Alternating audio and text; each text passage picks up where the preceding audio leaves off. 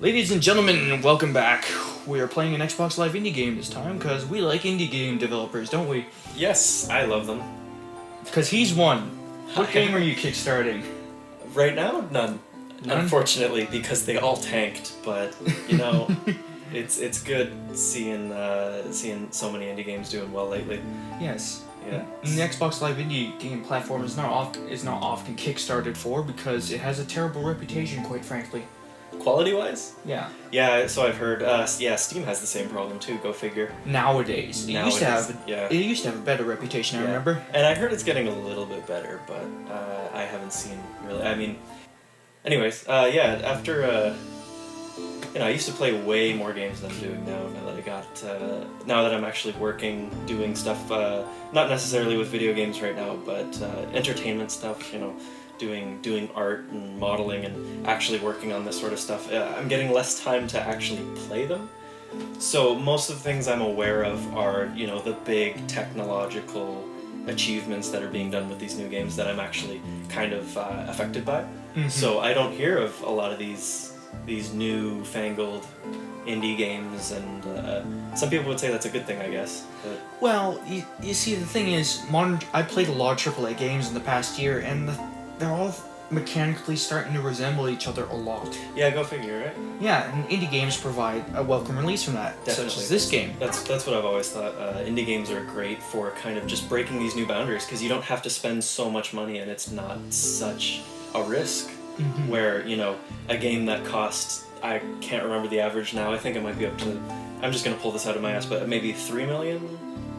What does that sound about right? No. I think the average production cost is nearer 7 million. Was it 7 million? I think I saw that figure in an article, Okay, so I'll have to double check that's probably more accurate. Yeah. But yeah, for these AAA games...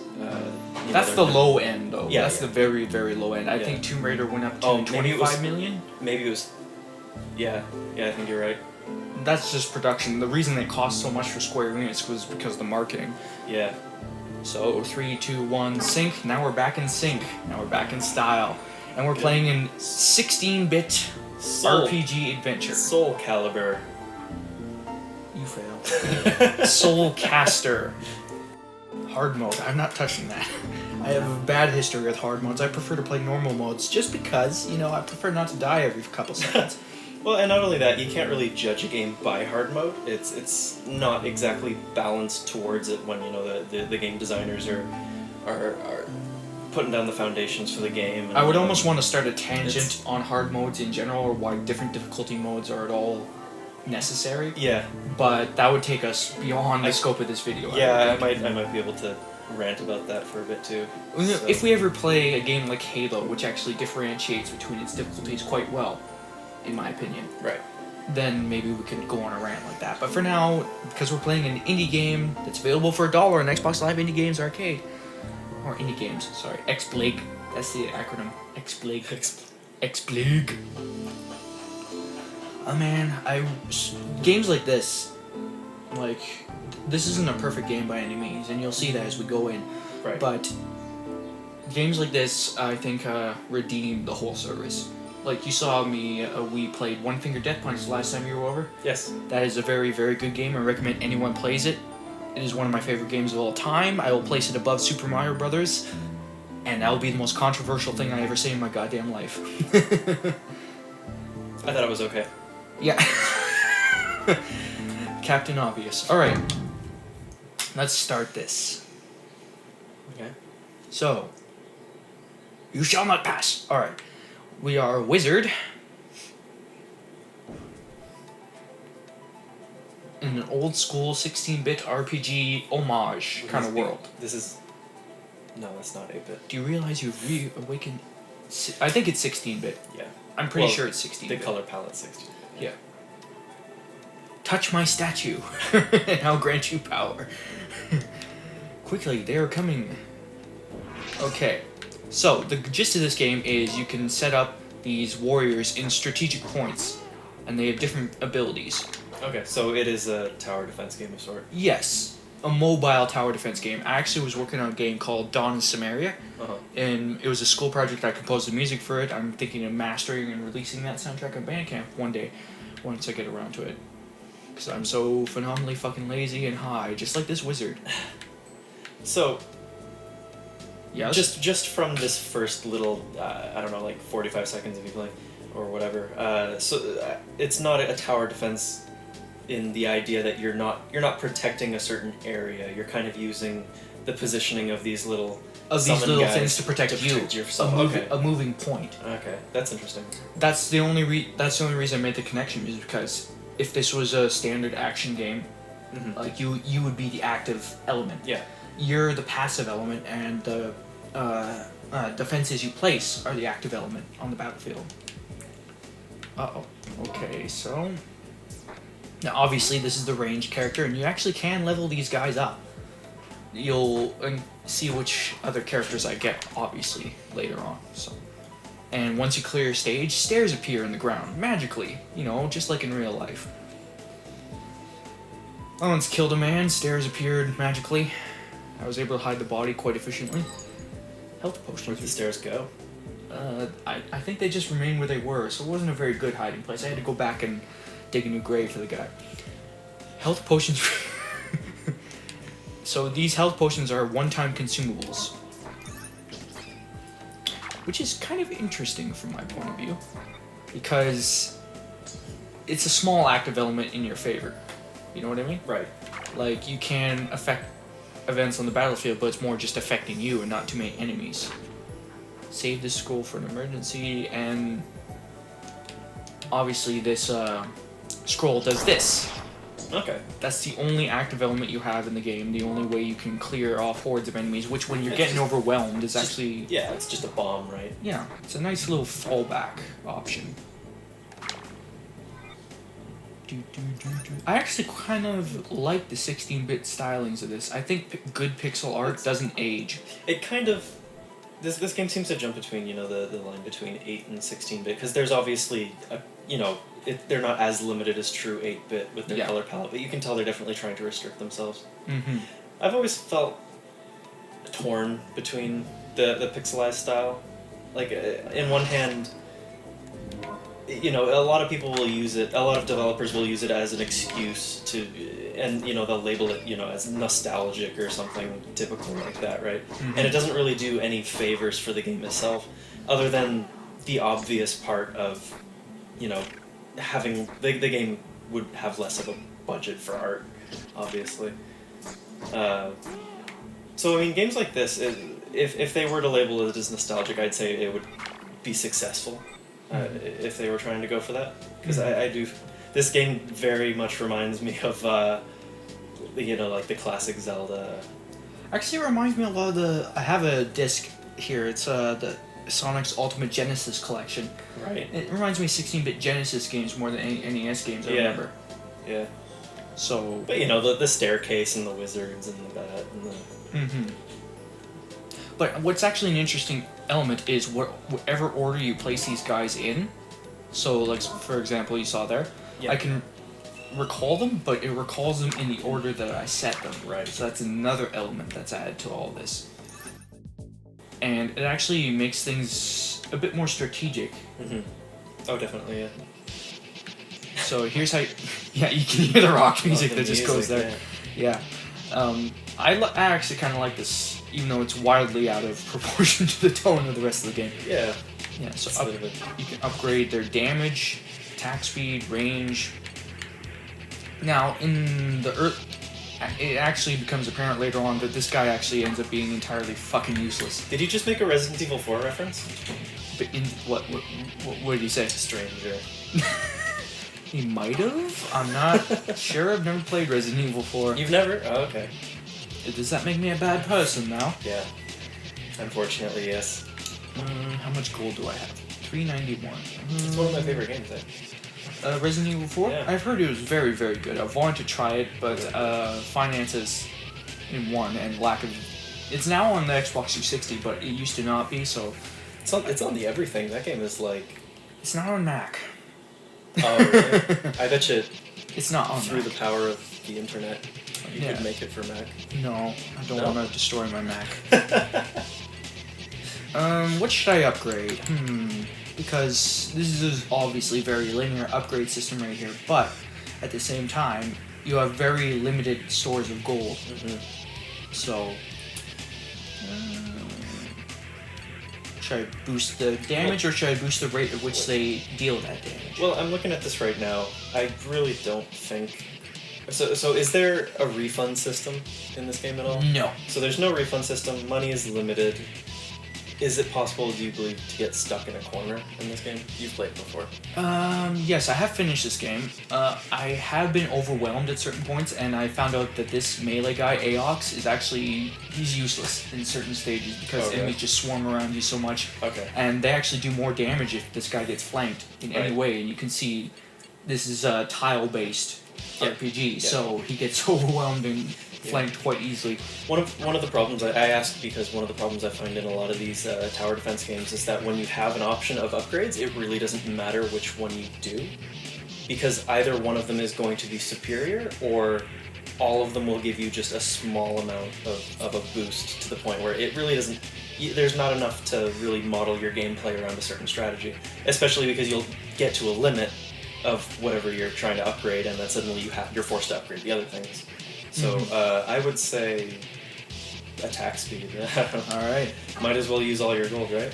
On second thought, it does give you the chance to consider things differently, of course. Right. Which is, thank God, a lot of older games I remember wouldn't give you it was either touch and you're done. Oh, yeah. Yeah, like I played this game on the Genesis Collection, Alex Kidd, and you just jump up, oh, it's gone, your gold's gone. Oh. I'll take it. Purchase items, health potions, you can buy scrolls of ruins, which are actually quite helpful in the later stages, and soul orbs, so you can summon an extra dude. Okay. Is it an extra dude of... Yeah, it's like an extra copy. So okay, so it's the same guy that you already have. Yeah. Okay. Just copied. Alright. Some of these rooms actually have some puzzle elements to them too. Uh-oh.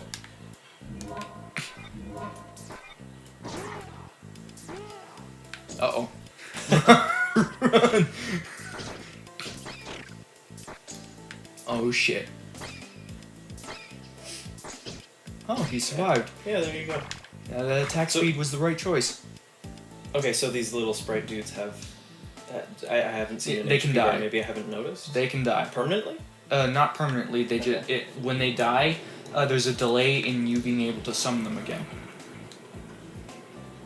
Do you understand? Yeah. Oh, yeah, I understand. Sorry. So I'm just going to place these guys right there. Here's a magician, and he's another ranged character.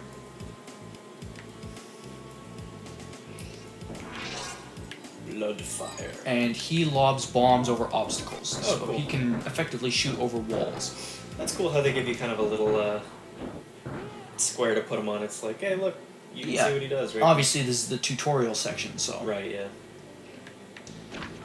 Yes, I know that already, game. You told me.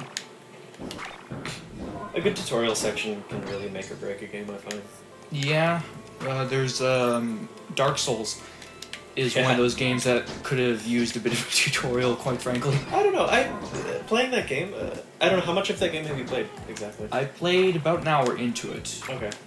I'm actually not opposed to difficulty spikes like it presents. Right. Like I found the way they set it up, one of the appealing parts of the game was actually finding out how to do things on your own without sort of the tutorial. I mean, they did set up kind of like, you know, a prologue level. But in terms of like, you know, you find something and you have no idea what it is, or you'll see a door and you'll have no idea how to get there, and there's nothing there to explain it. I mean, you can always go on the internet, of course. Yes. And a lot of the strategy for maybe like the Dark Souls PvP or any PvP game in general is it's all about, you know, information that you find on the internet. Mm-hmm. You saw what I did there, right? Baiting an enemy in and then just draw him into a wall of archers. Yeah. That's the strategy I used to beat this game the first time, because quite frankly, it was more efficient than just waiting for my guys to get overwhelmed. Oh, so you just kind of lure them out one at a time? Mm-hmm. Oh, these Bloodfire guys, they're glass cannons, so they die actually incredibly easy. Like, 1 or 2 hits, I think, will do them in. Looks like they have AoE, though. Yep. Yeah, it looks like you got your standard, like, you know, quick attack, fast range, slow range, but AoE, and then your melee guy with a lot of health, etc. Mm-hmm. Molotov, attack speed, boost range. Now, I'm thinking boosting range would be the best with this guy. What do you think? Is this the This is the the Bloodfire? The glass cannon. Yeah, I'd say so. I'll take it. And I guess they have some sort of way to calculate which one is actually better because they are priced differently. So you can kind of. No, yeah, maybe. I'm not quite sure. I've never actually. I mean, I assume it's kind of like a game design. It's kind of like game design 101, of course. If something's better, you make it either harder to obtain or a more expensive item, etc. You don't exactly have to show the numbers, but when I see something like that, it's definitely. I've been.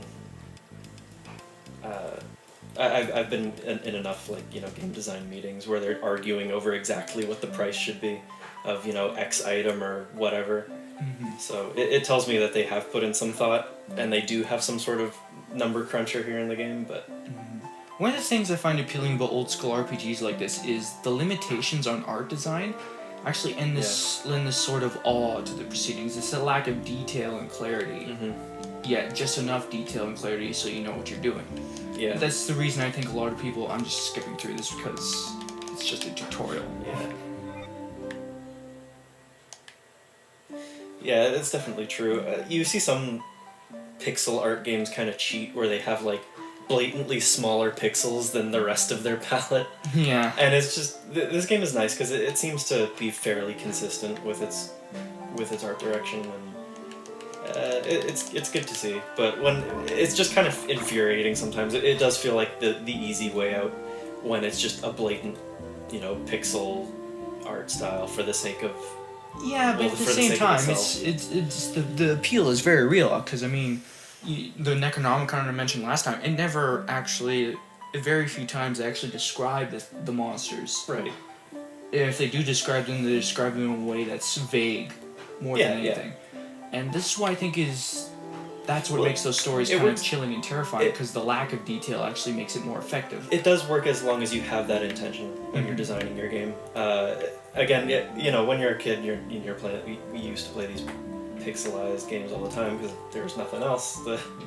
But things were kind of a bit more creepy or uncanny because you didn't quite know what they were. Like I remember playing my first one of my first games was Duke Nukem 3D, I believe, and I remember it was it was a 3D game, but just the design of some of the monsters, they were kind of the way they would move, or you see the bat right there kind of has one eye or something. Yeah. When you're a kid, your imagination just kind of gets the best of you, right? Yeah. Your mind kind of fills in the gaps, and that's one thing that pixel art definitely has an advantage over. Like you said, you're not paying attention to the small little details, so your mind definitely does fill in the gaps. Mm-hmm. And I mean that's what the Uncanny Valley is all about too, right? You get a certain level of detail going. The more realistic you get, the more off something seems, I guess. Yeah. Yeah, it's like when I look back, because Call of Duty 4 used Yeah. to be considered a great looking game. Yeah.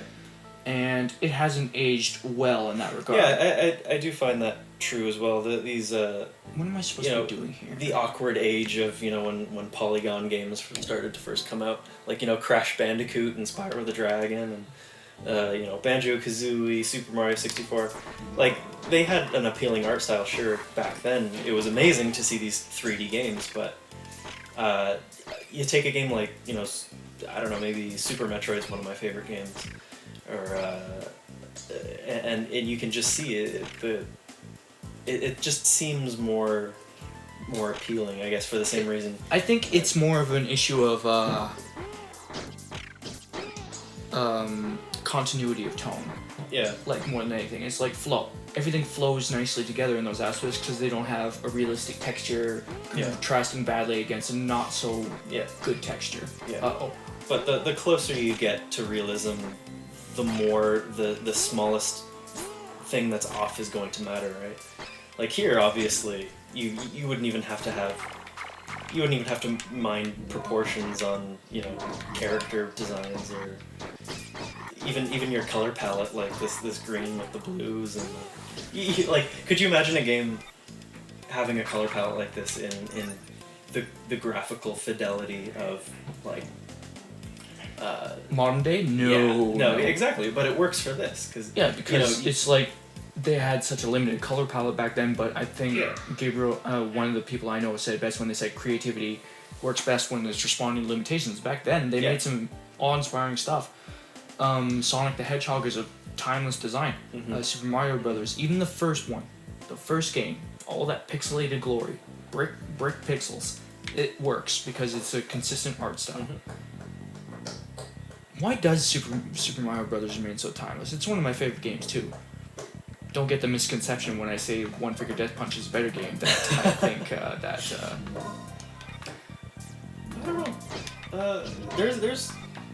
There's been papers written, you know, just legitimate theses and studies on exactly what makes a lot of these classic games so appealing. Yeah, because a lot of the old games that I played from that era are obviously they haven't aged quite so well, but Super Mario Brothers remains playable today. Like, it's just as fresh. Like, you can play that and it has all the energy that it used to.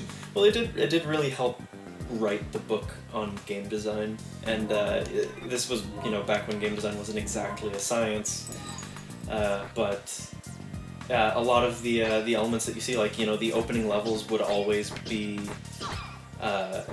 would always present you with all of the obstacles and challenges, sort of like in an increasing level of difficulty, and you would basically learn how to play the game simply through the first level. It was a tutorial without being a tutorial, and they didn't have to say a word about it. It was just go right and jump and hit bricks. Yeah. With your forehead.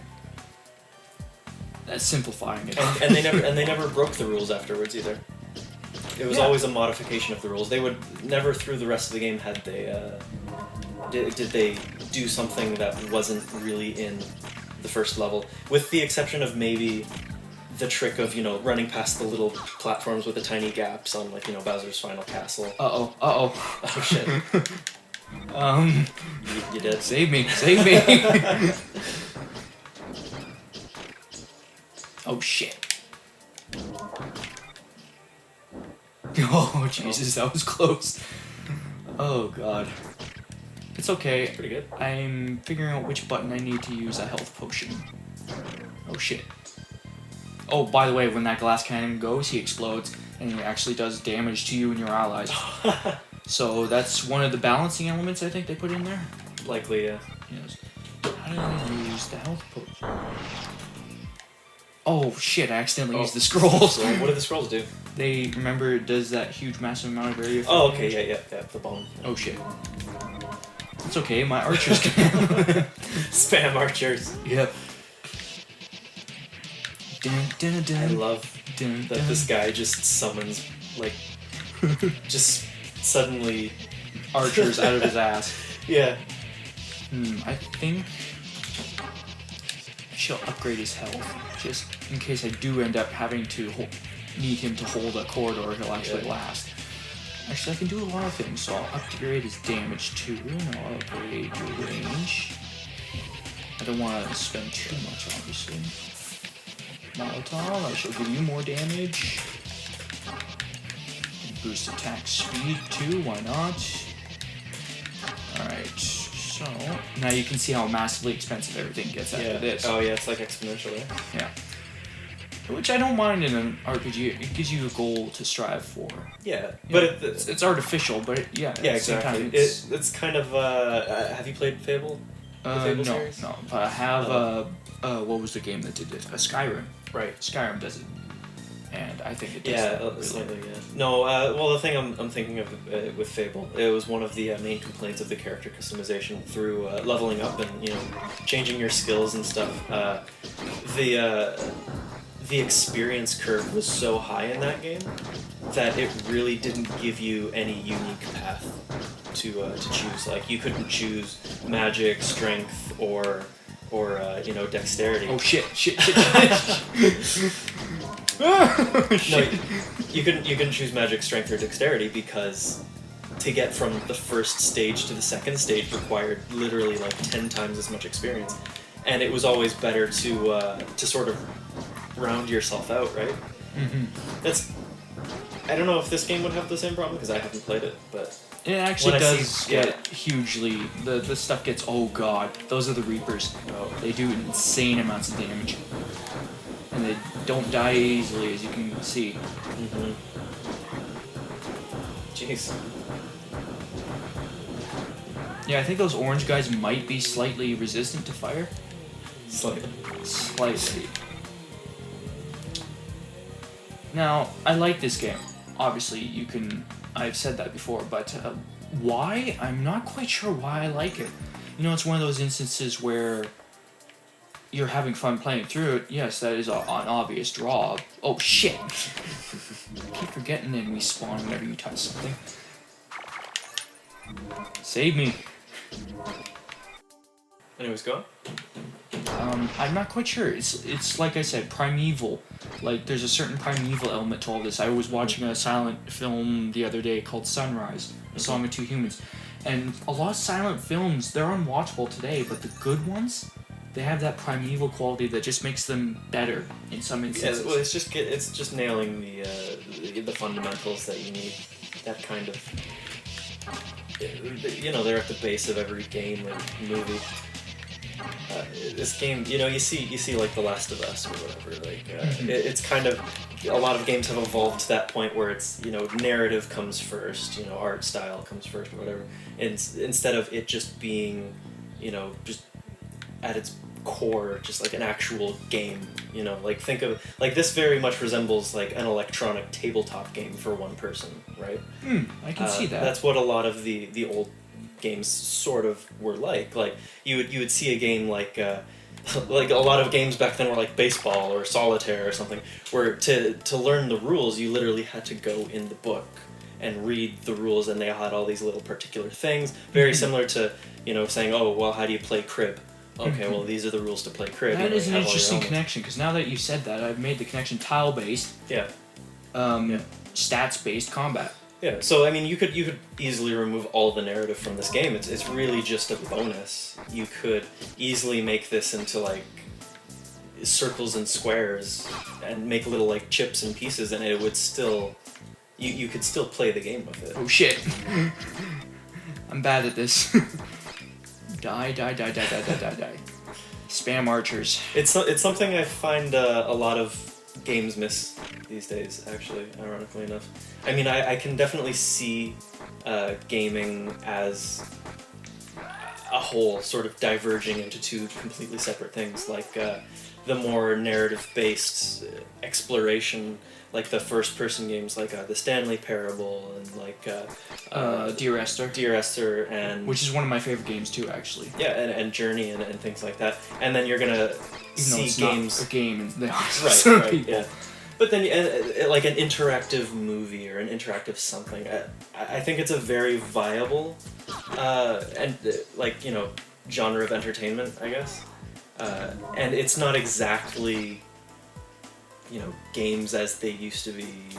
Like, there's definitely something different about these narrative-based games than there were games like these, you know, 10 or even less. Shit. Die. Good.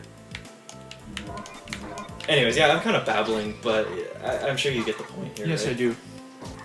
Oh shit! Die, you bastards!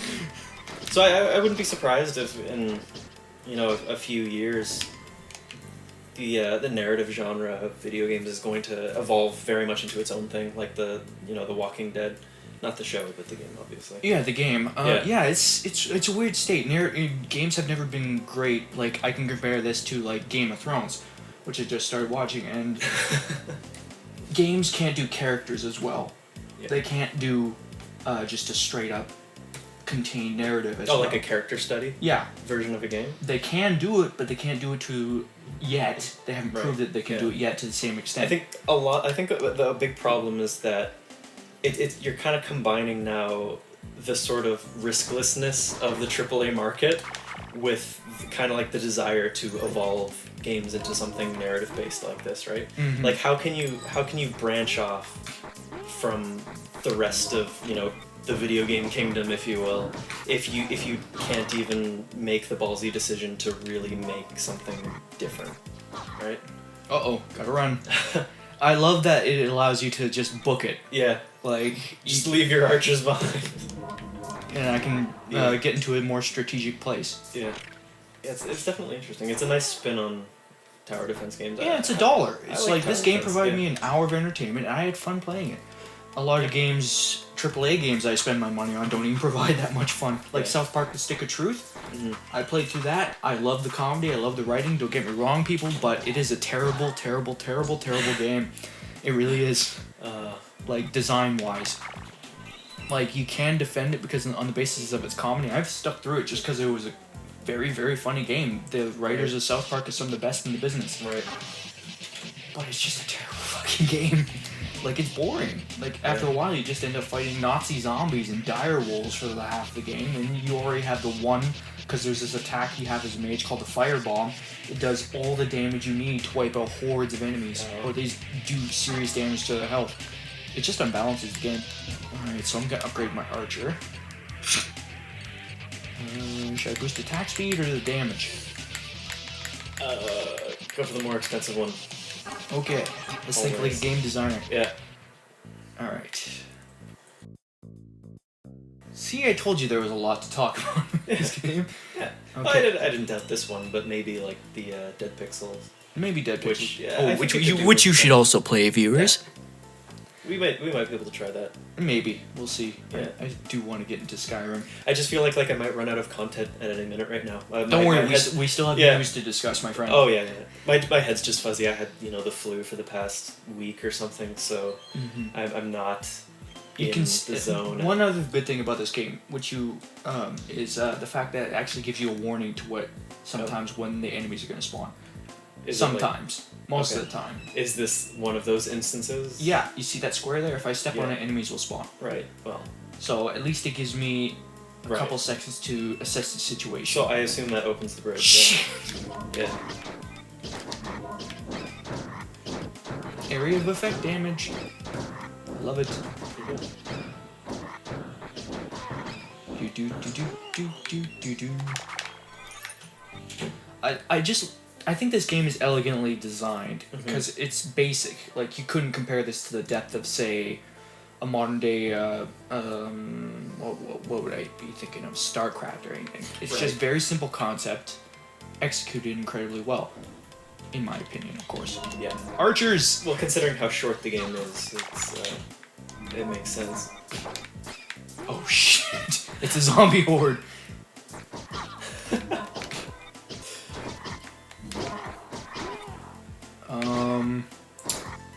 Die? Thank you.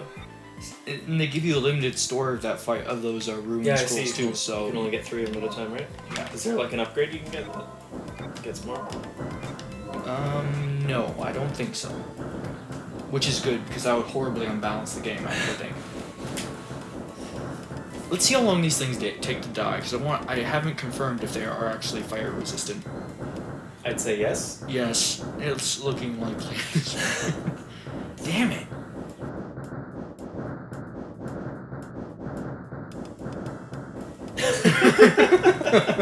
Oh, this isn't going anywhere. This is the best video I've ever seen. Yes.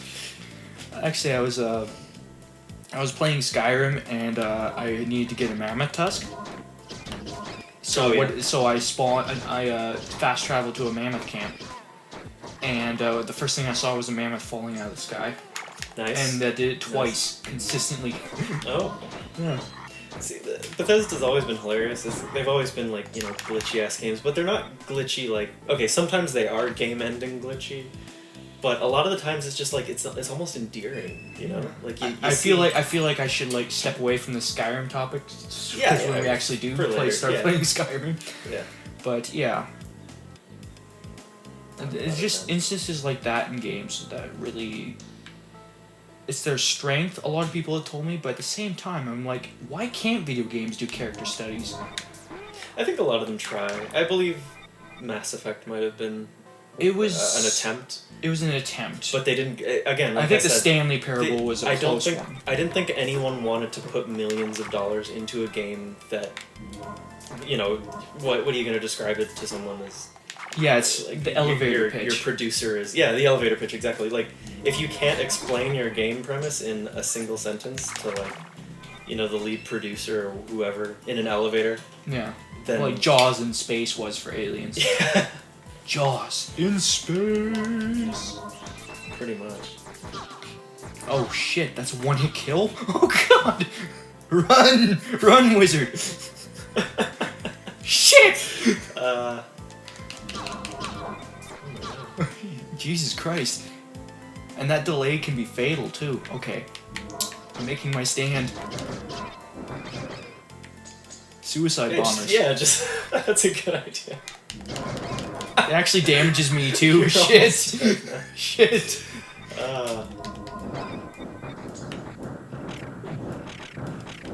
What were we talking about? I don't know.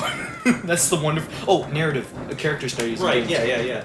Oh. It's hard for someone to go that far if, you know, you're going for the large funding games, which is why these indie games are great, because, you know, you can get, you know, these very. I've played a few very serious, you know, not even really artsy, but almost literary, I guess if you could say, like video games. Yeah. What was one I played? I'm trying to think. It's hard thinking when I'm surrounded by Death Reapers. Yeah. Reapers, I believe they're called. Yes. Just. It's hard to think, okay? Reveal your secrets. You heard that, right? Oh yeah, the screaming.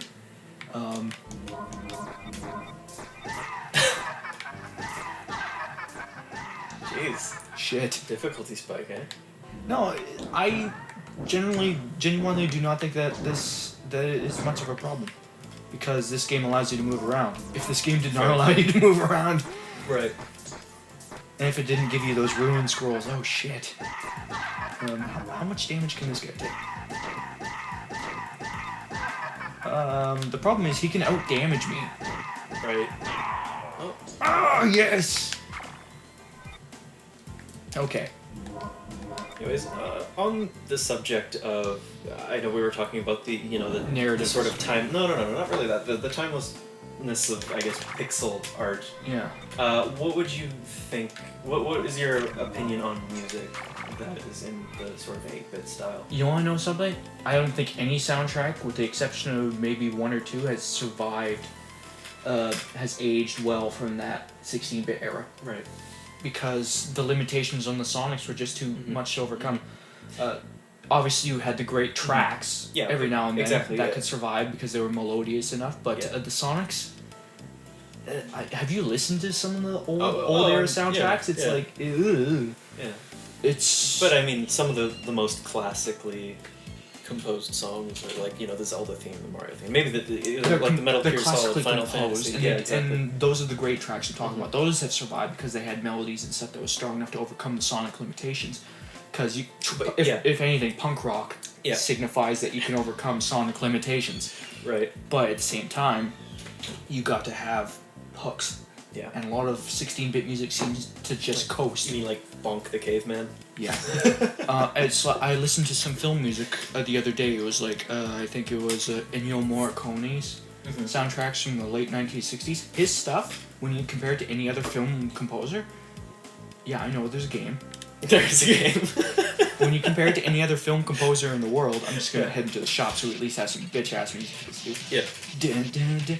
But it stands up today because it's melodious while at the same time serving the needs of the film. Yeah. A lot of composers, they just get trapped in that, I need to score every single second or every single part of this film and make sure that everyone knows what exactly they're supposed to be feeling. And whenever I hear violin music just swell up nowadays, I just go like, for fuck's sakes. I know, right? Yeah, it's like...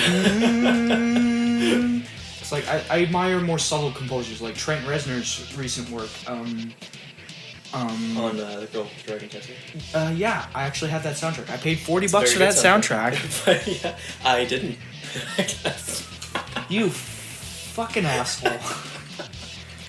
Alright, so I have. Should I save up for. What should I do? I Most can't afford. expensive. I can't. Oh, okay. Second most expensive. Silver arrow, man. Good. Anyways, I agree. I think a lot of these songs that have stood the test of time were composed by, you know, not just a dude's nephew who could play with music software and MIDI, right? Yeah. Like, they were actual solid composers. They knew what they were doing, and the limitations allowed them to create something that did have those Yeah, hooks. they had to focus It more was on melody so because catchy, they yeah. couldn't match the sonics of other mediums. But the thing is, that still doesn't explain why most of the music from there hasn't aged particularly well. Well, it's just the reverse trap, because I mean, you're gonna see the just because something is sonically superior, let's say music nowadays, doesn't mean that it's not going to. It's going to age terribly. There's still going to be really crappy music that we're going to look back and, you know, laugh at, basically, to the equivalent of these old 8-bit soundtracks, just because, you know, they weren't. You know, they have access to a keyboard that can play every instrument on Earth. They don't have the limitations, and their music a lot of the time suffers for that. They just they just screw around on an electronic. Yeah, I have heard some music composed by some. I went to school with a lot of musicians, and I don't know. You've heard some of my stuff. Yeah. I can't believe that's that hard to make good music, like great music. Mm-hmm. I can't believe that's that hard because I composed some stuff where I could like listen to it next to. Well, this may be sounding a bit arrogant. Yeah. But you know what I mean. Yeah. I know what you mean. But I mean, yeah, it's weird because just because something's, you know, superior in one way. Like, I actually said that before we started recording. Just because something's superior doesn't mean it's good. Yeah. Right? You can see, like, of course I prefer, you know, the soundtracks of nowadays to, you know, your typical 8-bit crap game of yesteryear, but it still doesn't mean it's a good song. Yeah. And I think that's a point that a lot of people miss. I honestly didn't want to jump into that because what I just said was probably complete horseshit. Because I'll renege. No, it's like I had opinions when I was 18 that I completely reject now. Mm-hmm. It's like people change their opinions over time, and this is one of those cultures where you can't change your opinion ever. Do you find that weird? Because if you change your opinion, people will call you a hypocrite. Oh yeah, absolutely. But I mean, of course, they're not adverse to changing their own opinions, maybe without even realizing it, right? Mm-hmm. So I ignore usually things like that when people call, oh, you're not a true gamer if you don't like X or blah blah blah. Mm-hmm. I usually that's a fallacy. I don't listen to stuff like that. It's like, for instance, myself. I used to play competitive video games. I used to be really into this sort of hardcore ishness of, you know, I used to be one of those people that's like, oh, you're not playing that game the right way, blah blah blah. It's like, I would never play that game because it's, you know, it's a free, casual game. And now I find myself, like, you know, the only games I play are free. are these, the only games I play are these small, casual games, like on the bus ride to work, right? Mm-hmm. And I totally love them. I still love competitive games, but at a certain point, you just realize they're all part of the same family, right? Yeah. Like, a video game's a video game. Oh shit. Oh god, K. Oh, that was close. You can get cornered by these creatures, but... Oh yeah, you can't move through them, eh? Yeah. I should have upgraded the health. Why was I a dumbass? Okay. Shit! Resistant to fire one. There we go. Yeah. Let's see if the suicide bombers can do a little damage.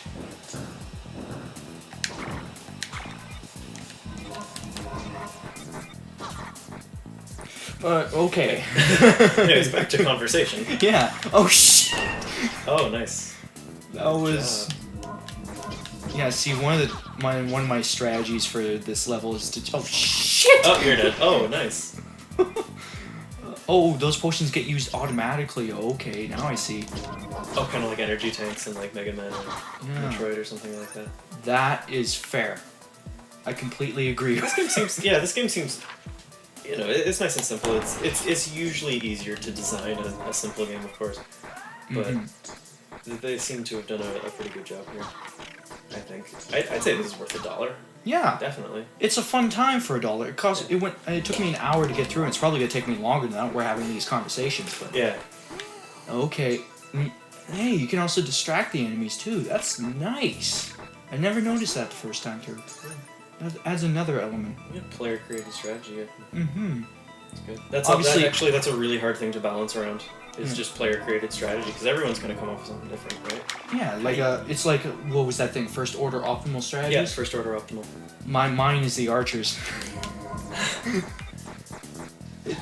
I'm not quite sure it's a first order optimal strategy. I don't think it's that severe, but there's probably it's impossible to be perfectly balanced. As long as you have different elements in a game, they're going to be inherently imbalanced. Yeah. It's impossible. that was like a firing squad. You know they're bringing those back in Utah, right? Oh, I'm not surprised. Yeah. I'm not surprised. Americans and their guns, am I right? You know, one of the weird things about this game, you can place a character and you can stay on that square indefinitely. Right. But he won't let you move past him again once you've placed him. Yeah, that's weird. I just find that weird. It seems to me like that would be less of a game design solution and more of just a fix for, it's easier to just place something on the square where you are. Mm-hmm. So if he had summoned something one square in front of him, it would completely change the dynamic of the strategy in this game. Tight corridors would be something extremely deadly. So basically, the best thing is to put the summon on the square you're at, and then I'm assuming they said, okay, well, should you be able to move through your guys? And I think no. So, so it just seems I think it would seriously imbalance it. In certain stages later on, it gets a bit overwhelming. So I was like, oh fuck that, fuck game balance. I just want to win. You ever find that? No. Because I get that a lot in Battlefield 4. Battlefield, yeah. It's like they have that frustrating respawn time when you die. So it's like, oh, you wait 10 seconds. Oh, yeah. But then sometimes it's like, oh, you wait 10 seconds more if you die or when you get revived. And it's like, why? Why? Yeah. It's like, that's just bullshit. Yeah. It just punishes me severely. I think we're near the end. Oh, really? Already? Yeah, this is a short game. There's a sequel, though, isn't there? Yeah, there is. We're not going to play that right now. Right. Yeah. Because you'll be here until 10, because I haven't played through. Remember I was saying about the old H.P. Lovecraft stories? Mm-hmm. I think this has some of the appeal of that. I'll just play that again. It's kind of like the uncanny or the unknown, or... Yeah. Would you believe that a century ago was a prosperous city? Is there like a hint here? No, it's all just lore building, which I actually kind of don't mind. Like, these old school RPGs, like, depend on the vagueness, but at the same time they require just a bit to push you over the top. Right, yeah. Alright, I have enough for a soul. The story definitely always helps. Definitely, it's just definitely synergy, I think, is the most important in a game. If the game elements are communicating with each other, Look how expensive that is. Oh. Okay, what can I afford? Okay, so blood, fire, boost attack speed, destructor. I think I'll boost the attack speed on this guy. I accidentally place him. So, what was I gonna say? The soundtrack of this game is actually quite lovely. It's not bad. I think it's pretty good. Like, it's basic. Yeah, definitely. This game doesn't have a New Game Plus, I assume, right? No. I'm actually a big fan of New Game Pluses. Why? I really like the whole idea that you can create a new experience sort of through the same game, I guess.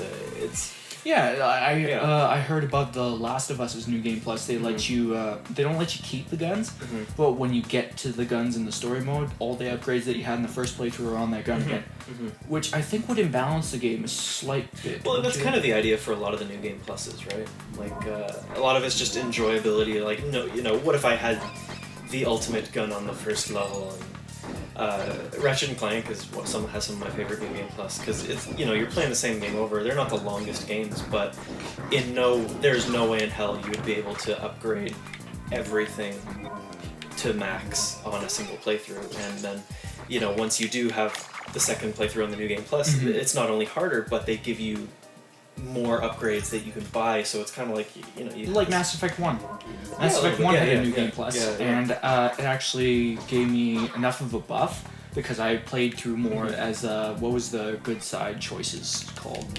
Paragon. Yeah, Paragon. I actually got enough of that where I was able to convince the elusive man to shoot himself at the end of Mass Effect 3. Oh, yeah. And apparently that's very hard to do without a very, very high Paragon count. Or Renegade. Oh, really? Yeah. I was kind of stubborn. I refused to do anything other than a perfect playthrough of all of the Mass Effect games. So I did get all those things where, like, the first time I played through Mass Effect 2, I saved all my dudes, and then read on the internet later that everyone was having trouble, apparently. I thought it was actually interesting. There was a very logical system behind the final mission of Mass Effect 2. Oh shit. Shit. Yeah, things were actually happening in the background. For instance, I think I can't remember which character it was exactly, but if you had sent Garrus at a certain part, if you had sent the wrong character, and it was the suicide mission. Yeah, you had to send them out in that If squad. you had sent Garrus with them, Garrus would actually have the ability to revive them behind the scenes, and I thought that was like really cool, even though like you'd never see it. But there was actually a lot of inner workings going on in that final battle. Yeah, it's Mass Effect 3, despite its original ending, which we'll probably get to that at a later point. Sometime, yeah. Yeah, we'll get to Mass Effect because I plan on doing that for Why Haven't I Played episode. The whole trilogy too. Oh yeah. Yeah. Anyways, yeah, New Game Plus. I think it's a great idea. It's just great to have options, I think, in any game. Oh shit. Okay, Fire Scroll. Thank God for Fire Scroll. But yeah, on Mass Effect 3's Mass Effect's New Game Plus was a good addition because you could play the same story continuity-wise because you would keep all your stats from your very first playthrough, obviously, right? And yet you could experience it differently. Yeah, Dark Souls has a fantastic New Game Plus. The entire game is, it's very, very skill based. You can actually get incredibly far if you know what to look for, if you know what to do, if you know all the things. And in fact, you can actually beat the game very much out of order. I can't remember the actual name for that. Metroid was famous for it. Metroid Prime? No, just Metroid. Just beating the game out of order. Get the upgrades in a different order, do a few exploits here and there. But Dark Souls is actually designed. You can tackle a lot of levels in an alternate order, and New Game Plus kind of helps mix it up like that. You can go from one area to the next, and get all the little hidden things that you missed the first time around in a completely different way. And it's not only about finding the hidden things that you didn't the first time around. Oh, remember when I said we were near the end? I think I lied. Oh, okay. Okay, I'm just gonna place a few bomb boys there, just to clear out that area. So, New Game Plus is like, obviously they add more content, you can explore the lore. Holy shit. And financially, it's a good idea too. I mean, if for minimal effort, you can extend the gameplay replayability. You as a developer, want to extend the life of your game, definitely New Game Plus is the way to do that. Sometimes it can be difficult, I assume. Like, it's never as simple as it seems on the surface, of course, but some games are almost designed around the concept of New Game Plus. Yeah, I'd which say could be Dark a bad Souls, thing. Yeah, I'd say Dark Souls must have been it definitely designed around the idea. Or was it just designed so hard that you couldn't help but want to have a New Game Plus? That could be an element of it. That could be a reason why they decided to focus so hard on it. But it's definitely well done. I do want to play that game eventually because I heard about its skill balance. Like, it's a skillful game. Yeah. Oh shit! Rat, die. Die! Oh shit! And a lot of RPGs like this are definitely famous for their New Game Plus. I remember playing the New Game Plus of Tales of Symphonia back in the day, and that was really fun. I haven't played another Tales game since then. But, oh god. Die! Jesus Christ. So I don't know. I don't know if they still have the New Game Pluses. I assume they do.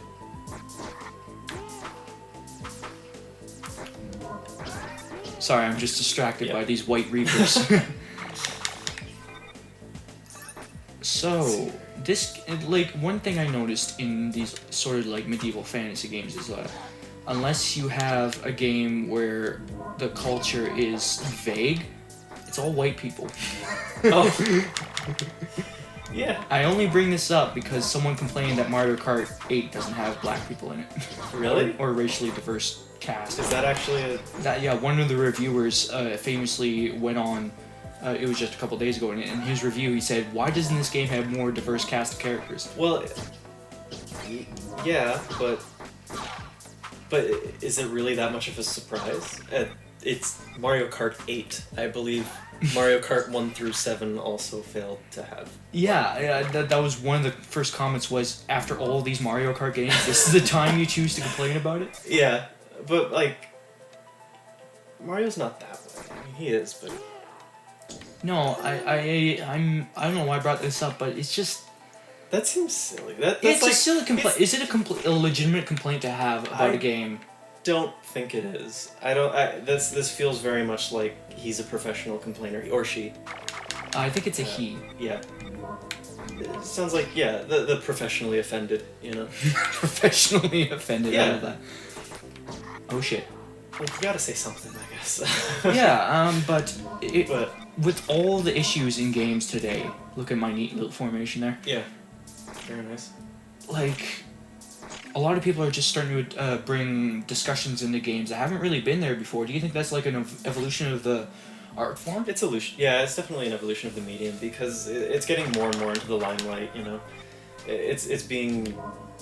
It is, you know, considered a serious form of media now, and with that, I guess, comes Responsibilities. You know, yeah, and expectations. Mm-hmm. But at the same time, like you can't Mario Kart. You can't pick. Yeah, it's one thing if there was like an actual racial undertone of Mario Kart. Yeah. It's not about. It's about racing, you bastard! I see what you were trying to do there. I caught myself, yeah. I think you failed there. Yeah. It's about race. It's not about race. It's about racing. Get it right. Yeah. Oh shit. It's different when you have a game that's like, you know, it's got a narrative, maybe it's about whatever, give it a serious theme or tone or something. And then, you know, if it's a more character-based game, then sure. But this it seems like it's taking a game that isn't a problem and it's trying to make it a representation of the problem. Oh, this is the toughest stage on this thing. Oh, it's very open. Yeah, because they come from all around. This is the one stage where they give no warning when they appear. Oh. So what I'm gonna do is I'm gonna place these guys like so. Archers. You can see by this point my strategy's been solidified. Archers. That is the strategy. Okay. But yeah. Do you? I don't know if you agree with what I said. Yeah, it's like, yes, you can. It is a problem in a lot of games, but it is not a problem because of Mario Kart. And I think it's important to remember. Oh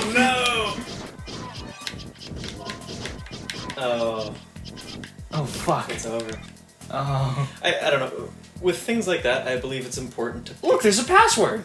Oh, that's old school, yeah. No, shit, I better write that down just in case it makes me enter the fucking thing. Okay, so what is it? It's a BJF... X. Oh, BAJ... It's right on your screen. XF... It's literally right there. Fuck off. What I'm saying is pick your battles. Yeah. You know, if it's definitely a problem, you know, you can tell. You wouldn't have to make an excuse for a game that has these, you know. Oh, never fucking mind. Right? It didn't make me enter the password. But it's like Anita Sarkeesian. I'm sorry to open up that kind of worms, but right. What are you supposed to make of things like that? Anita Sarkeesian? I think she had good intentions, but the way she went about doing them was the wrong way of doing it. Do you think Suicide Bombers is a better way to go? Based As on what you just saw. Anita Sarkeesian? No, in this stage. Oh, whoa! Possibly. I don't know. I haven't been paying attention to what you've been upgrading, so yes. Oh shit. Maybe. Might as well try different things, right? Yeah. Definitely wait until you get cornered to use those. Yeah. Those fire. Die! There you go. You're gonna get more of them like that. Yeah. Shh. Okay. There you go. That was fucking shit. Oh no! Oh. Die, you bastard!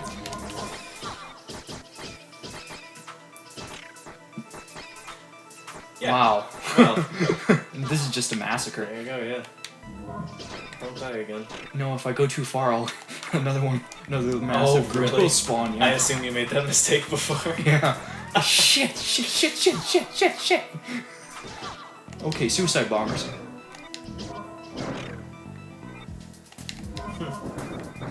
Yeah, this game feels more like a. You know, yeah, it's a doll. Oh, man. Why don't you try this? No, I'm not. No, you can't stick me in the middle of like the hardest part in the game and expect me not to get massacred. So how did I beat this before? I'm trying to. Maybe if I made my stand over here. Maybe. I was saying something. I don't remember what I was saying. Can I block these guys in? I need a Sarkeesian. No. No? I just started saying something else. Let's see if this works. Ah, I just lost my train of thought. That's awful. It's kind of clever. Except last one.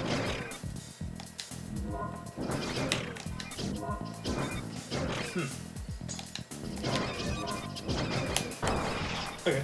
Random death. Random death. No. Random subject. What do you feel about difficulty in games? Difficulty in games? This, I think, is a bit excessive. You think? This is excessive? Yeah, this is excessive. But, I mean, when you have a game that's an hour long, yeah, is it really... Yeah, but is that a valid way to make a game? Like, it's only an hour long. We should make it as difficult as possible near the end, because you remember Violet... Okay, I have 3 suicide bombs at my disposal. Yeah. I've read really compelling arguments that video game death is just unnecessary. You know, like, it's kind of narratively, yeah. No, it's just an outdated game design, really. But it's very hard to build a game without death and remain, you know, have some sort of remaining... Holy shit, I did it. Nice. Some, you know, keep a feeling of tension in. If there's no consequence for death, a lot of the times it kind of feels like you're not but really at the ever same risking time, anything. you're watching. Let's say you're watching a film. You are just watching a film. Right. There's no consequence of death for you. Well, no, but there's never any consequence of death for you while you're playing a game. It's still your character who's dying. Yeah, but I don't know where I'm going with this. But difficulty in games is one of those things where I find if the game is too hard, I'll just, like, if it's literally frustrating for me to play, I'll just stop playing it and I'll be like, nope, this game is shit. Right. Because I can't finish it. If I can't finish a game, what does that say about the game? Well, yeah, of course, but there's games that are good where you die, and there's games that are bad where you die. So I don't think it's really I don't really think it's a valid point. Like, let's say a game like Super Meat Boy, where dying is barely a consequence. Yeah, I think that's the crux of it. I mean, it thematically fits into the game that way, right? Like, you can't just have... Holy oh my God. fucking shit. Yeah, I think the whole concept of you know, death in gameplay is you know, perfectly fine as long as you can justify it, of course. Like, not every game is going to have consequence of death, but I think what they were getting at was the idea of restarting and having to do everything that you've done over again. Mm-hmm. I think it's more about, to them, it's like, it Yeah. just interrupts the narrative flow. Yeah, it does. A lot of times it does interrupt flow, and it is frustrating to have to do the same thing over and over and over again, especially if you get stuck at a bad checkpoint, right? Mm-hmm. I mean, I don't know if you do save state and load state very often, but I'm sure you've got... I've had instances where you get stuck right before you die, like the second, and then every time you load state, it just instantly kills you, and you have to start your game over. Yeah, it's great. It's... I don't know, what place will difficulty have in games going forward? Because Dark Souls would be nothing without its difficulty. Of course, but thematically it fits into the game, right? The whole point is that it's sort of like a progression of experience. So, like, I don't know, in Halo, like, Yeah. if you switch it to Legendary, that makes the struggle, Yeah. like, more... Yeah. It's more emblematic, because if you play it on Easy, you're like, how did the Covenant manage to wipe out humanity? Because they're dying like flies. On Legendary, you really feel like you know why. Right. Yeah. So that's a place I think difficulty can have in games, but let's say in games like puzzle games, what's the purpose? Well, the purpose kind of resides in, the appeal of puzzle games to begin with. It's overcoming the challenge, right? Okay, so let's pick a But better what example. What's kind the of- purpose of difficulty in a Batman game? Because he's In a Batman. game. Right. Yeah. He's Batman. Because you could say, well, Right. it defines his struggle. Well, Right. he in everything he's ever been in, he hasn't actually struggled. He always wins. I'm not too familiar with the actual comics themselves, but I'm sure there's at least a few times where Shit. it's been a struggle for him. But yeah, I get your point. In a Batman game, turning up the difficulty for hard mode, it's kind of like at the player's, player beware, I guess you could say. It's not the core of the experience. The difficulty isn't, required. I guess it's optional at that point. What would difficulty have, like... I know what you just said, but at the same time, it's like... When you encounter games like this, like where we mentioned earlier that there's increased the difficulty because it's only an hour long, what value does that add to the game? Does it add replay? I don't know, because you restart it just at the Right. beginning of the stage. But okay, when you start off a game like this, of course, this is just a very simple game. It's a collection of small ideas, and they never really take it to new boundaries, right? They don't really introduce an enemy who like maybe corrupts the square tiles and prevents you from placing anything. And Yeah, that would be Yeah. bad. they don't introduce any enemy that seems to be bigger than a single Holy square. shit, I passed it. Nice. But yeah, I don't think that so far there's no enemies that are bigger than a single square, right? So I mean, maybe there's a lack of things like that because of constraints, budget-wise, time-wise. Maybe they really felt like the gameplay should be restricted to those the elements that are in this game. But then because there's not as much variety in that way, difficulty kind of serves as a way to keep things interesting and to keep things fresh. Of course, it starts off easy, but you have your difficulty curve. Right? And if the game didn't have that difficulty curve, you would be playing the same simple concepts over and over again. Of course it's going to have to get more difficult. It wouldn't be as satisfying if it started off hard and got easier. Right? So I mean, it's all about managing your difficulty curve, right? If you start off too hard, then the player gets disinterested, but if you stay too easy, then they also get disinterested. Yeah. Like, difficulty itself is definitely, I believe, a required element of gameplay, but... It's like watching a film with bad actors. I think that's one of the difficult things about watching a lot of shows and TVs. It's well, like that's a the break of difficulty immersion, isn't really, hooking right? you. Yeah, Right? yeah. So Yeah, keeping I you think that's interested. one of the ways we can parallel other forms of art with video games. Yeah. Like the difficulty of execution. Right. But death doesn't necessarily have to be through difficulty. No. Like look at Batman, where to bring up Batman again. What was the game mode where if you die once, you have to start all the way over again, right? Like you could have an accidental slip and die through, maybe you just weren't paying attention. Maybe, someone comes in the room and you look the other way and you get shot by one of the dudes with an AK, right? Yeah. And then you start over from like all the way there. Like that doesn't seem like a necessary. Yeah, it's like it's like I understand wanting to accommodate different styles, play styles, and everything, but at the same time, it's like, really? Yeah. Or the worst offender would be an RPG where RPGs are infamous for having the grind to extend the amount of gameplay in the game, but then if you die, you would be forced to grind over again. Like that's almost like that feels like a crime of gameplay to me. Like that's something where I would say death shouldn't have any consequence. Like, you have lost this battle, of course, but it should be like Pokemon, where it automatically just zaps you right back to the city. You haven't lost anything but a bit of money. Then you don't worry about money in Pokemon. Like, whoa. I love how this game just warped us to this conversation about the state of narrative in games. Yeah. It's like, I think that's one of the wonderful things about modern day Let's Plays. It's like, it's a commentary that provides a lot of juice. Yeah. You know? Yeah. Like it's not like It feels like, I think I said this before on the other one. It feels like a podcast, but with a visual subject that you can actually watch, right? and agree on or discuss. Yeah.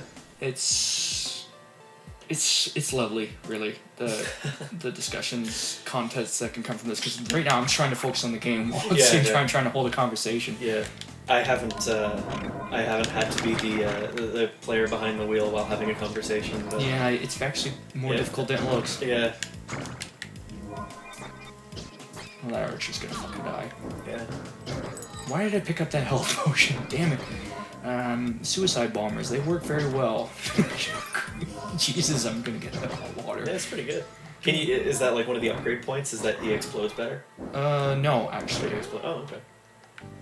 I think one of the things that prevents that from being obviously the first thing you turn to is the fact that it implements a delay every time he dies. Right. Yeah. For him to come back into your summon ability kind of time scale. Okay. So the sequel in this, you I played about 10 minutes of it. Okay. Well, what I'm saying is, a lot of the times, especially in AAA games, you see a sequel, it's like, oh, the quest for more money, right? Fucking, yeah, it reminds me of that joke in Spaceballs. Yeah. It's like, I'll see you in Spaceballs 2. Yeah, search for more money. Search for more money. It's like Halo 5 Electric Boogaloo or whatever they called it. But Yahtzee. I think that was Yahtzee's description of it. was it? Yeah, Electric Boogaloo. Yeah. But, I'm honestly not looking forward to a Halo game for the first time in my life. I don't know what to think. I know you didn't like 4. I'm only an Xbox loyalist because of the first Halo game. That game was so good that it literally made me buy Xboxes. 4 generations to come. Yeah.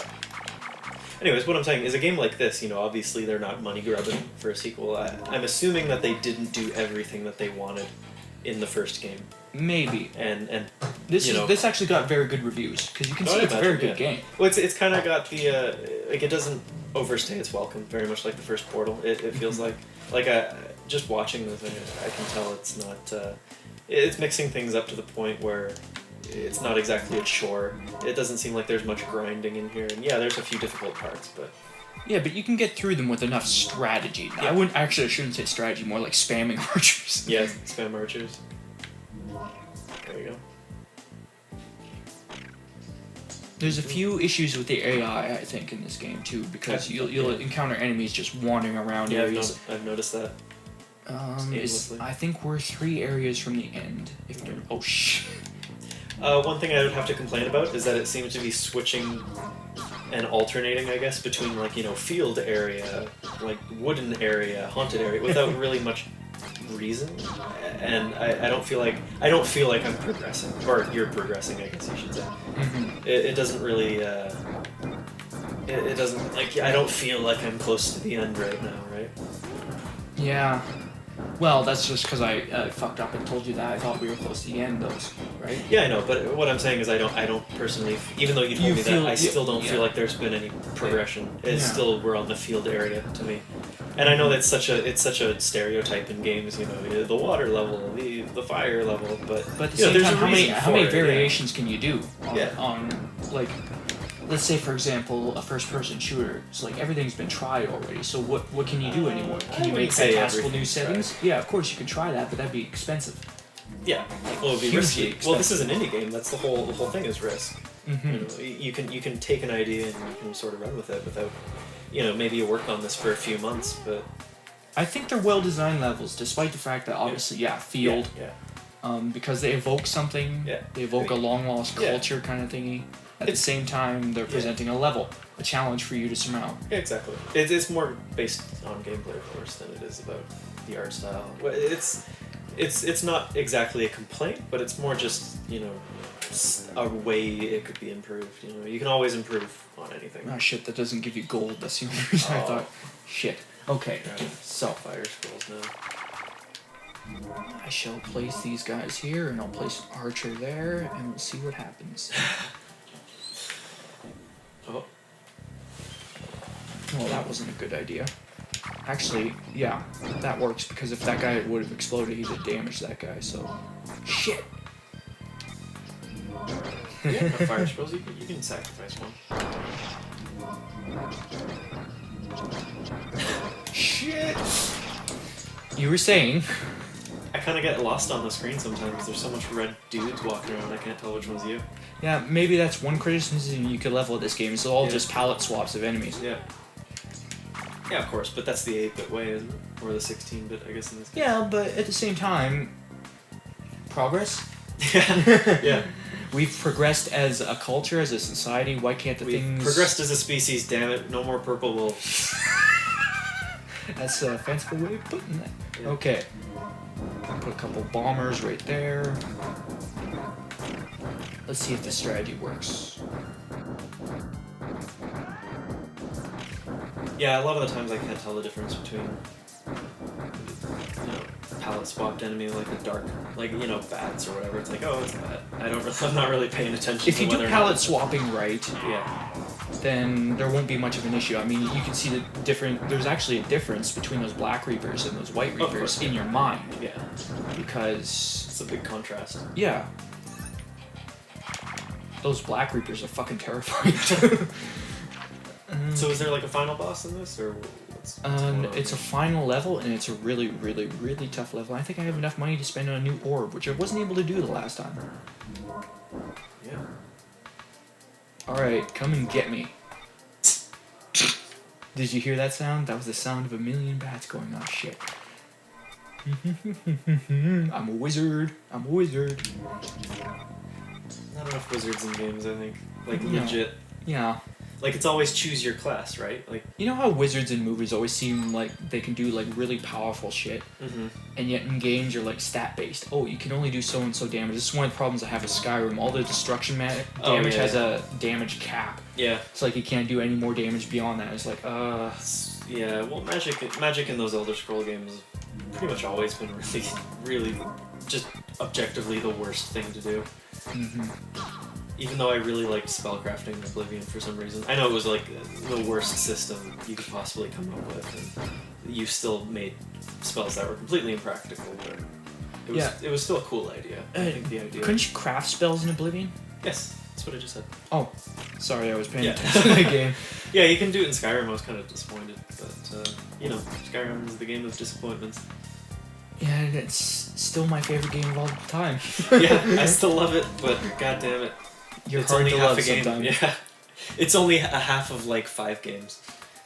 I think these symbols pertain to what enemies they spawn. I'm not quite sure. Yeah, I've noticed when groups of enemies die, those things kind of explode. Yeah, it's when you clear out the enemies that's the number of enemies I think that spawn from them, but I'm not quite sure if it pertains to an enemy that spawns from there specifically. I haven't been paying attention enough.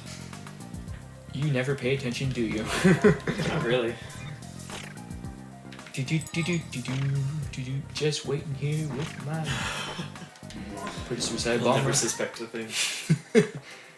Shh, I'm green like a bush. Please show some bush. I really need some. I can see the concept of this game being taken much further than this, which I hope they did with the sequel. I'm actually kind of looking forward to seeing what they did. Yeah, this is, I think, might make the list of the top 25 games in the Xbox Live Indie Gamer crate. It's clunky in some aspects, but you know what? It has a magic that other games on the service don't. Yeah. AKA being decent. What, you can't shoot over spikes, you archer? Really? It seems like a wall. Do you get hurt if you touch it? I'm not willing to test that out. I think it's just another wall. Yeah, it's another wall. Shit, okay. Oh, the spikes retract when you hit switches. Yeah, I know. Okay. Maybe I'm just talking about Yeah, I was like wondering why the archer couldn't shoot his arrows through the spikes. Here come more zombies.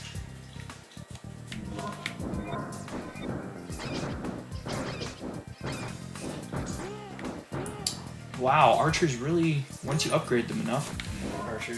Archers. I think no, I didn't clear the level. There's still a few enemies left. Yeah. Now that I'm playing through this again, there is a criticism so I can level. It depends on numbers of enemies to provide this challenge. Right, yeah. It's not exactly... You don't need to get better tactics, really. It feels like anything you learn in the first half is just gonna take you through the second. Yeah, 2 screens away. Yeah. That's always kind of annoyed me when the solution to make a game, more difficult is just, like, change the multiplier or now enemies have more HP. I definitely prefer like puzzle games for that, for higher I think Dark difficulties. Souls had the best system. Has the For- best system for that. It's like for mitigating difficulty. It's not so much the amount of HP and damage they do, it's their abilities. Yeah, exactly. You have to know exactly what these things are. Whereas these enemies, it just seems like, you know, they get close to you, they hit you, right? Mhm. There's not even a ranged enemy here. I'm just gonna place a guy there and place a guy there. Hopefully that's enough of a defense. Yeah. I think that's something they could Oh, have of course, the done fire resistant fucker. But you can still spam him over the wall, I guess. He eventually dies. Okay, what do I need to do? Oh. Shit. I didn't think that through. I never think many things through. Like my $40,000 education. It's so sad. Yeah.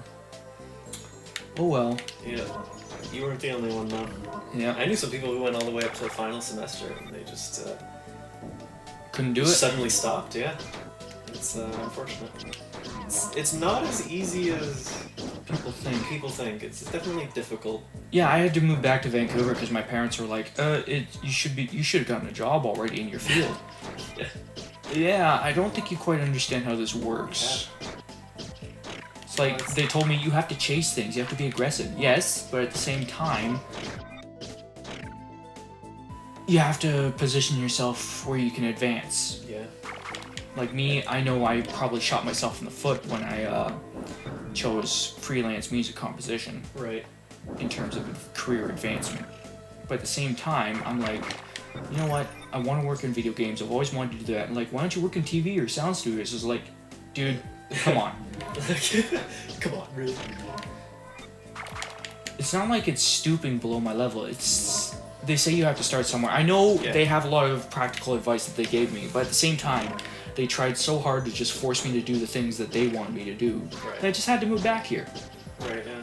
Well, I mean, the whole video game industry as a whole is it's easy enough to, you know, pretend, you know, to do game design, you know, just sort of study it online. You know, you're gonna find a lot of stuff you can read about online, become kind of knowledgeable in it, but it doesn't kind of you can know a lot about game theory, but it doesn't really help you with the kind of like the mindset that you need to work on a team, I guess. Mm-hmm. And that's a lot of the thing that people don't really get is the communication aspect of it. You Yeah. really have to never baby your ideas. I think we touched on that last time. Never baby your ideas? Yeah. People, they just kind of like nurture and, oh, you know, this is the idea that I had. It's my little baby. I love this idea and nothing else. And anyone who tells me otherwise is wrong. You know. Like it's always, you know, an easier thing to design a game in hindsight, of course. When you're actually designing a game and you're on a team and, you know, you're presented with a problem, a lot of the times it's like you do have to kind of go with just the least bad option. And a lot of people, you know, it's hard to see that in hindsight in a game because you don't know the order of the production, you don't know exactly what was going on behind the scenes. So you see something that's bad, you said, oh, they should have changed that. But Yeah. a lot of the time, it's there for a reason, and it had been corrected a lot of times. But you know, you can always tell when it's been half-assed. I guess you can always tell. Okay, I have enough money to buy another soul orb. I've never had 5. Yeah. I think that might make things a bit easier. Depends on how I strategically position everything. Alright, so what should I upgrade? Should I upgrade this guy to take more damage? Because he has been able to survive quite a lot of hits. More health, yeah, more health. I know you said he was useless in some of the levels of the game, but he seems to have been tanking a lot of stuff. Yeah. Boost range, I should boost your range, and that's it. I think we are about to reach either the final screen or the second final screen. I'm sorry. What are you sorry for? I'm sorry, I thought that was the final screen. Oh. Fuck. I think we're very, very near the end. I think we're in the actual citadel that these guys have been speaking of. I have not been paying attention. I wish I could upgrade their health.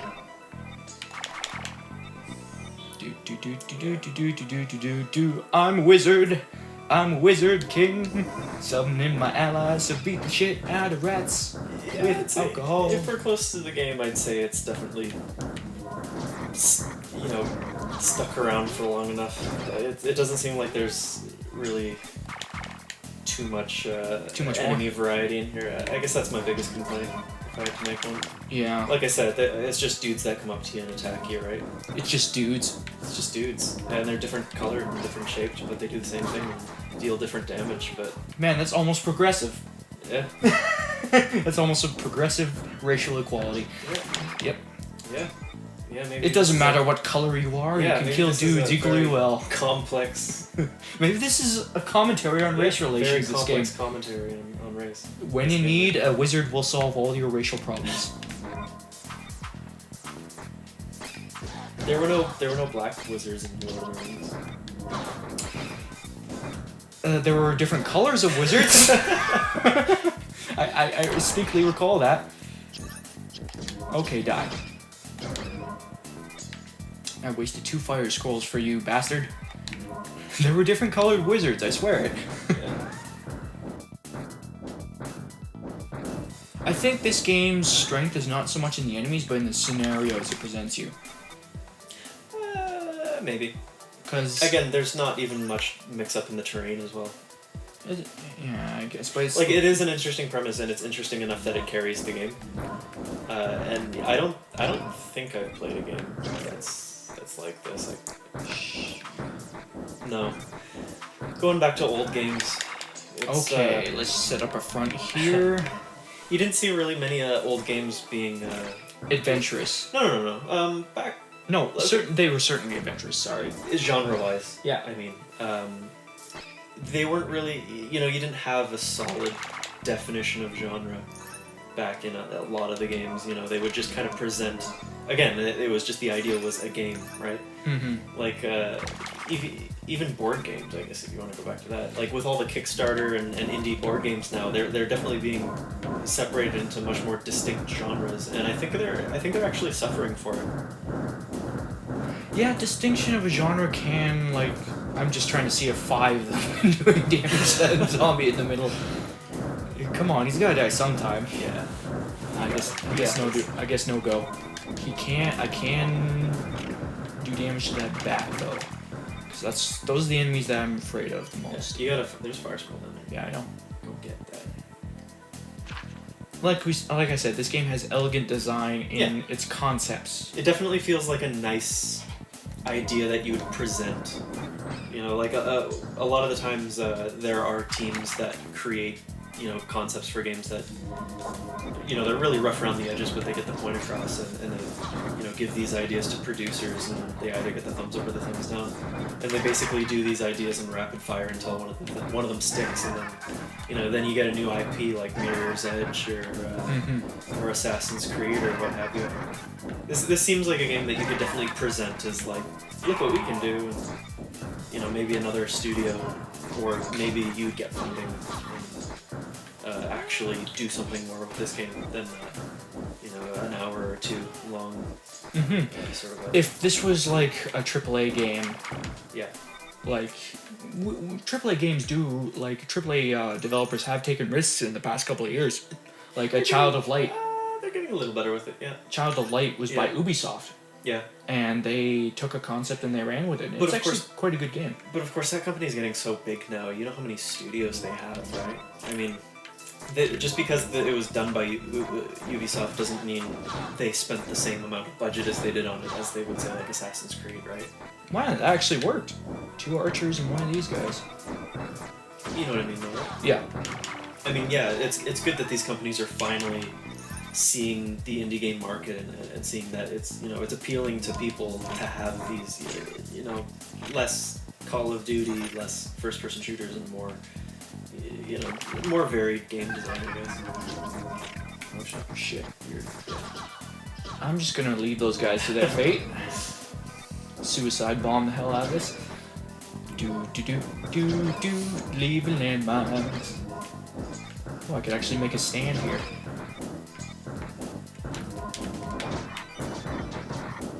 Yeah, you can see what I talked about elegant design. That was a strategy I came up with. It's not working. It's not working. I can just buggy out of there.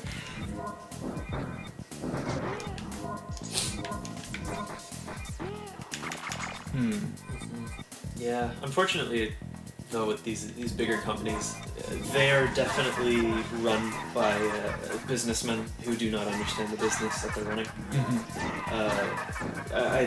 You listen to a lot of Jim Sterling, right? Yes, I do. I watch most of his videos. Yeah. Have you seen the one where he was discussing the fact that a lot of these, the very high, the CEOs of these companies, the producers, the bigwigs, I guess, aren't aware of the scope of variety in a lot of games, and they literally only know about the games like Candy Crush and Call of Duty. Yeah, those the 3 C's: Clash of Tribes. Clash of Clans. Clash of Clans. Call of Duty, Candy Crush. Yeah. And people ask, is like, why does every game look like Call of Duty, or why does every game look like Clash of Clans or Candy Crush? It's like, well, because the people who say yes or no to these games only know about Candy Crush, Call of Duty, and Clash of Clans. So they're not going to say yes to anything they haven't heard of course, right? They have an investment to do. So unfortunately, that's one of the things that these big AAA games suffer from is the fact that a lot of the times they're not games first. Yeah. They're investments first. And that's a problem with any artistic form. I mean, from Michelangelo to modern day, what's his name, Peter Molyneux. Yeah, it's all money. Peter Molyneux. Yeah, it's all money. I love Peter Molyneux. Yeah, he's a weird guy. He's got a personality behind him. Something that a lot of our trees will grow in real time. Yeah, he's so full of shit. But I mean, you can't help but believe anything the guy says, right? Yeah, he's got such charisma behind him. It's all money in the end, but at the same time, could these people with money not notice that, hey, this concept is actually doing really fucking well. Maybe we shouldn't invest more in this concept instead of just investing in this safe thing and oversaturating the market and then thus leaving us with a hole. Well, you would think, but they only think of... They don't think in terms of return on small things, right? They don't want to say, oh, this thing made X amount of profit. That seems nice. They want to see, oh, what made the most amount of profit? Okay, let's do that. They won't take anything in between. They're not going to say, oh, this game was, $30,000 to make and it made, $500,000. They don't care about that. They haven't heard about that. So, We're at the Citadel. Something seems wrong. It's quiet. Too quiet. It is too quiet. I love the sound design in this game. It's simplistic, yet at the same time, it gets the job done. Yeah, it's pretty good. I love how they have this little item crash here where they give you all the items you need. Oh, yeah. Shit, I fully expected to miss this one. Ooh, climactic. Oh shit, wrong ones. Archers. All archers. Yeah, nothing. I think these... Oh yeah, those give you golds. Oh, they refill your health too. That's nice. That's nice. Beat the game almost twice and you haven't realized that? Shut up. I noticed that. Oh, here it is. So is this just a room or is there actually a boss? You said there was a... It's a trap.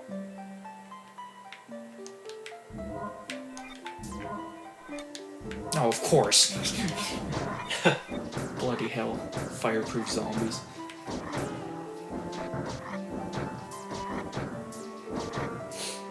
Yeah. It's kind of cool. I expect I would know what was going on if I had paid attention to the work, but... Okay, let's get some archers in there, deal some damage. Let's get him... I'm very carefully avoiding all these things because I know how important they'll become in a couple minutes. Oh, shit. Fire scroll. Bitches. Anyways, yeah. Peter Molyneux.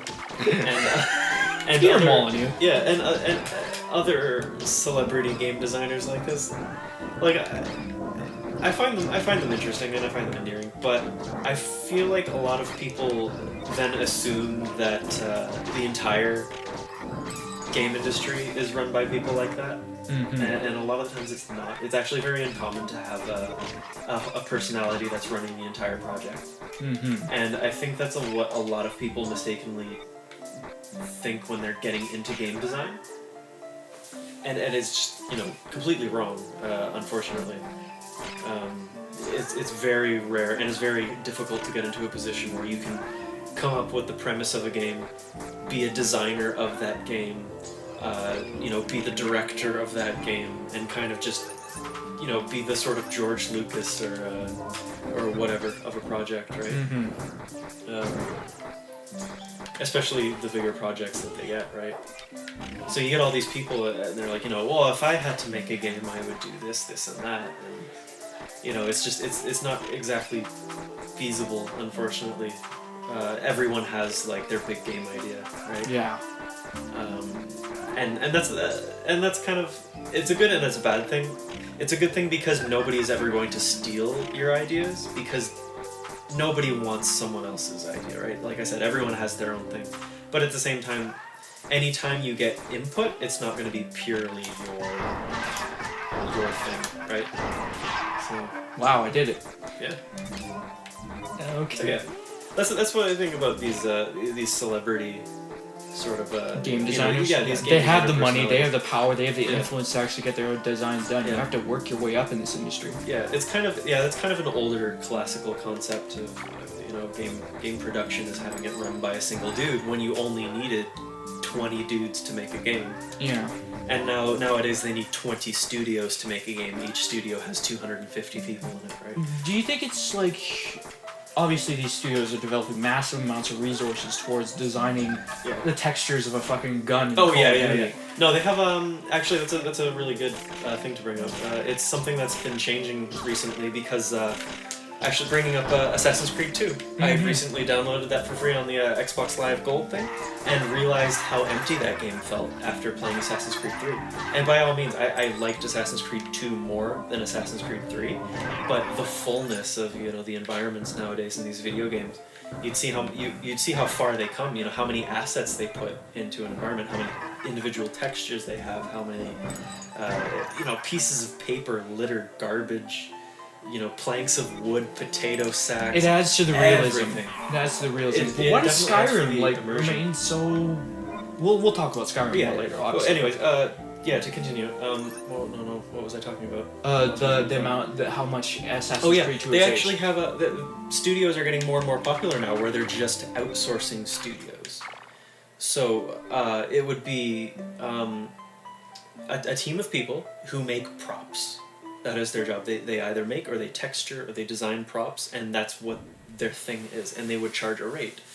And it's either that, or you can go to websites like TurboSquid, and of course games download, or big projects download things from these studios and from these websites.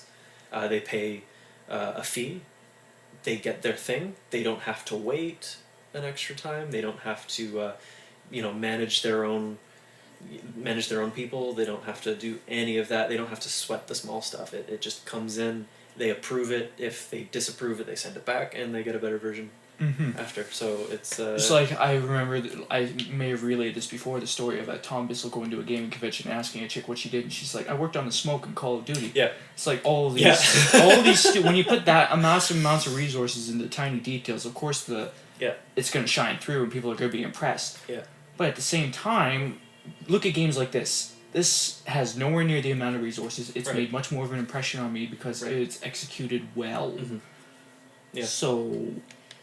It's people look, we're at the end of the game. people like shiny things though, right? They like the Yeah. newest, and they like the what's topical. They like what's popular. If You their know friends why I are want to playing get a it. gaming PC? Oh yeah. So I can play Dear Esther at full texture quality. Yeah. No, I'm serious. That Yeah. game it's one of my favorites. nice. And anyone who calls me out and you like that game, you don't like any. You're not a real game critic. I'm not when I play that game, I imagine an experience. It's a suicide note. That Right. whole game is a suicide note. Right. If you read through all the symbolism and stuff, it's that guy walking up to his suicide. Yeah. And don't chastise me. No, for I'm pausing. just we've been going for an hour and 40 now. Oh, an hour? What? Yeah. What? Yeah. Shit. Thank you for any viewers who are still watching. Yeah, I guess I'm sorry we're talking about the cool stuff at the end, but yeah. anyways. Well, we tried to keep it interesting. Wow, an hour and 40. Jesus Christ.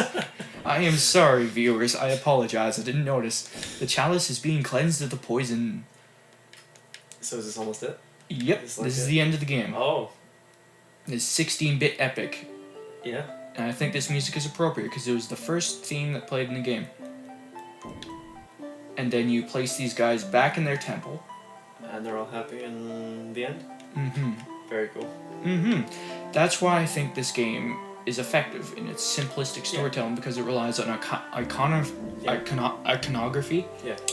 It relies on symbolism, and it relies on this method of storytelling that, like H.P. Lovecraft, is vague, but it has as many details as you need to make it a climactic story. I didn't pay attention to any of the stories. So No, fuck you.